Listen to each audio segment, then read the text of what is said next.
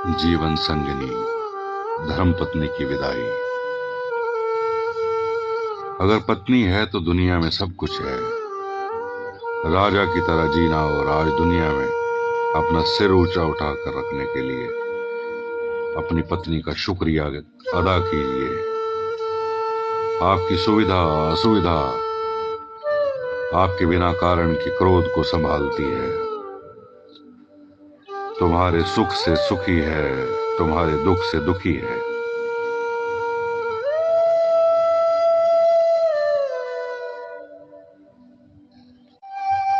आप रविवार को देर से बिस्तर पर रहते हैं, लेकिन इसका कोई रविवार या त्योहार नहीं होता है।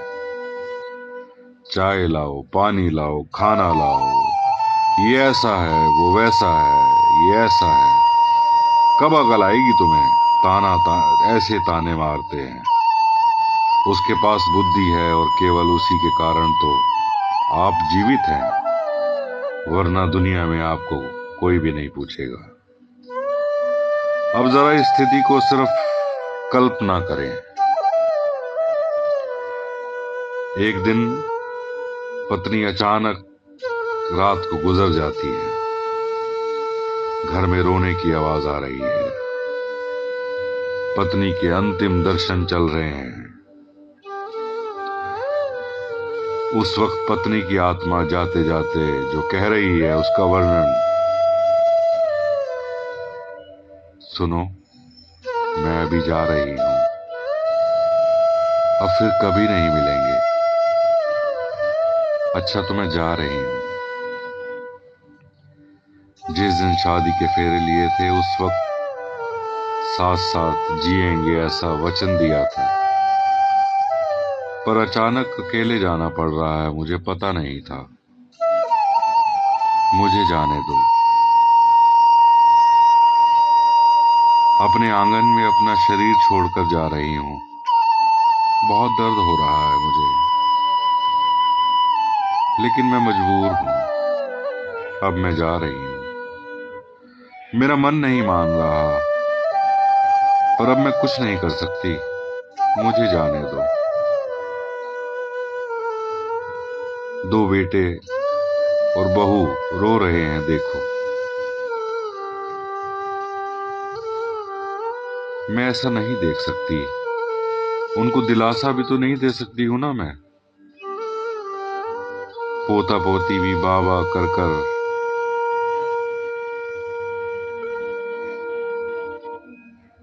रो रहे हैं। उन्हें शांत कराओ ना। बिल्कुल ही ध्यान नहीं दे रहे हैं आप तो।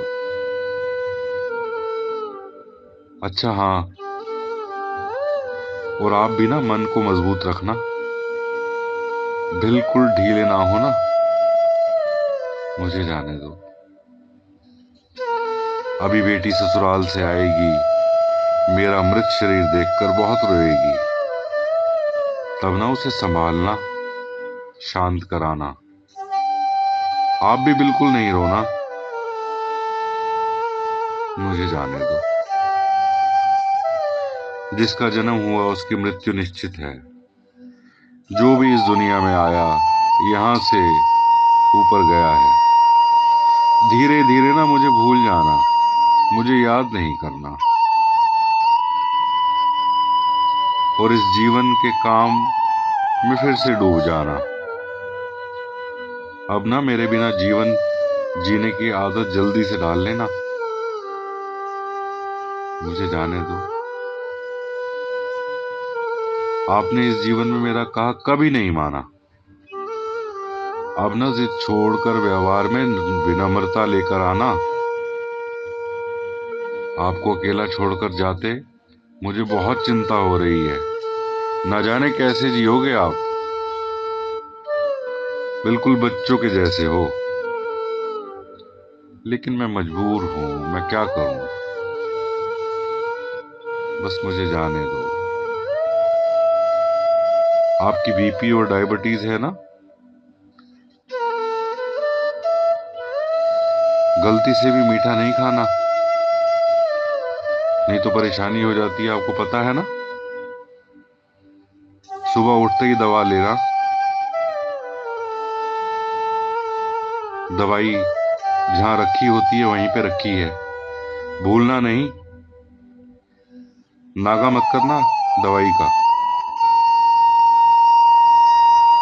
अच्छा, अगर चाय अगर आपको देर से मिले ना, तो बहू को कभी गुस्सा नहीं करना। अब मैं तो नहीं हूं ना,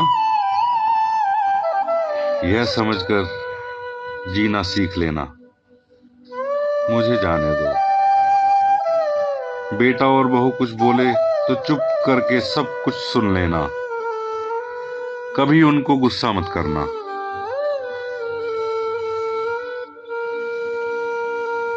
हमेशा मुस्कुराते रहना, कभी उदास ना होना, और बच्चों को भी नहीं होने देना। मेरा वक्त आ गया, मुझे जाने दो। अपने बेटे के साथ खेलना, अपने दोस्तों के साथ समय बिताना। अब ना थोड़ा धार्मिक जीवन जिए, ताकि जीवन को संयमित किया जा सके। अगर मेरी याद आए ना, चुपचाप रो लेना, लेकिन कभी कमजोर नहीं होना। और हाँ, बच्चों के सामने तो बिल्कुल मत रोना। मुझे जाने दो। मेरा रुमाल कहाँ है, मेरी चाबी कहाँ है? अब ये चिल्लाना नहीं, सब कुछ ध्यान से और याद से रखने की आदत डाल लेना। सुबह और शाम नियमित रूप से दवा ले लेना। अगर बहू भूल जाए ना, तो सामने से याद करा देना। जो भी खाने को मिले प्यार से खा लेना। और सुनो, गुस्सा नहीं करना। मेरी अनुपस्थिति खलेगी जरूर, पर आपने कमजोर नहीं होना। मेरा वक्त आ गया है ना, मुझे जाने दो। बुढ़ापे की छड़ी भूलना नहीं, धीरे धीरे चलना। यदि बीमार हो गए, बिस्तर पर लेट गए, तो किसी को भी सेवा करना आजकल पसंद नहीं आता। अच्छा, मुझे जाने दो। शाम को बिस्तर पर जाने से पहले ना, पानी का लोटा मांग लेना, नहीं तो खुद ही भर लेना। प्यास लगे तभी पानी पी लेना। अगर रात को उठना पड़े तो अंधेरे में कुछ लगे नहीं, उसका ध्यान रखना, क्योंकि लाइट जलाने के लिए मैं उठूंगी नहीं अब। मुझे जाने दो। शादी के बाद हम बहुत प्यार से रहे, इतना अरसा जीवन का साथ गुजार दिया। परिवार में फूल जैसे बच्चे।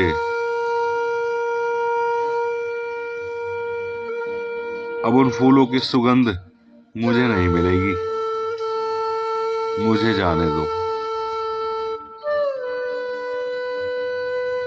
उठो, सुबह हो गई है, वैसा कोई नहीं कहेगा। अब ना अपने आप ही उठने की आदत डाल लेना, किसी की प्रतीक्षा नहीं करना। मुझे जाने दो। और हाँ, एक बात ना तुमसे मैंने छुपाई है, मुझे माफ कर देना। आपको बिना बताए बाजू के पोस्ट ऑफिस में बचत खाता खुलवाकर 14 लाख रुपए जमा कराए हैं। मेरी दादी ने सिखाया था कि 1-1 रुपया जमा करके कोने में रख दिया कर। इसमें से 5-5 लाख बहू और बेटे को दे देना। और सुनो, चुपके से अपने खाते में 4 लाख रुपए रख लेना अपने लिए। अब मुझे जाने दो। और हाँ, भगवान की भक्ति और पूजा करना नहीं भूलना, और फिर कभी भी नहीं मिलेंगे हम। अच्छा सुनो, मुझसे कोई गलती हुई हो ना आज तक, तो मुझे माफ कर देना, क्योंकि आज के बाद तो हम कभी नहीं मिलेंगे। हमेशा हमेशा हमेशा के लिए मैं जा रही हूँ, मुझे जाने दो ना, प्लीज मुझे जाने दो, प्लीज मुझे जाने दो। तो ये थी कहानी, एक वाइफ का क्या रोल होता है जीवन में। जरा इमेजिन करके देखें, जिनको परमात्मा ने अच्छी वाइफ दे रखी है, इमेजिन करके देखें वो लोग कैसे होती है अकेली जिंदगी। कोई ख्याल करने वाला नहीं होता, कोई खाना बनाने वाला नहीं होता, तो केयर करें।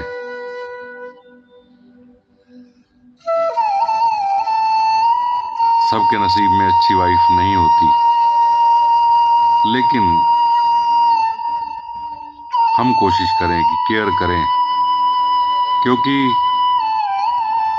जब तक जो चीज हमारे पास है ना, उसका एहसास नहीं होता। अगर हमारा हाथ है, सही सलामत है, अगर वो कभी कट जाता है तो फिर एहसास होता है उसका। कहीं शरीर का अंग भंग हो जाता है तो फिर एहसास होता है उस शरीर के अंग का। तो क्यों ना जीते जी सवार लें इस जिंदगी को, क्योंकि हर किसी ने एक दिन जाना है, हमेशा के लिए। तो क्यों ना प्यार से जिएं, एक दूसरे का आदर करें, स्नेह करें। जिंदगी बहुत छोटी है यार, अगर प्यार से जियो तो। मैं प्रदीप नासा, फरीदाबाद से, राजमहल प्रॉपर्टीज से। Thank you, love you all, मेरी कहानी सुनने के लिए। हो सके तो लाइक, शेयर और सब्सक्राइब भी कर दिया करें। और अगर आपको मेरी कहानियां, मेरी कविताएं, मेरे बोले हुए अल्फाज पसंद आते हैं तो कमेंट भी कर दिया करें, थोड़ा एक हौसला मिलता है। फिर मिलते हैं किसी और नई कहानी में, किसी और नई कविता में, किसी और नई डेस्टिनेशन पर। तब तक के लिए मैं आपसे विदा लेता हूं। स्वस्थ रहें, मस्त रहें, हो सके तो प्यार से रहें। जिंदगी बहुत फ्रेजाइल है, बहुत फ्रेजाइल है। अगला सांस आए कि ना आए हमें नहीं मालूम। बस इतना ही। Thank you.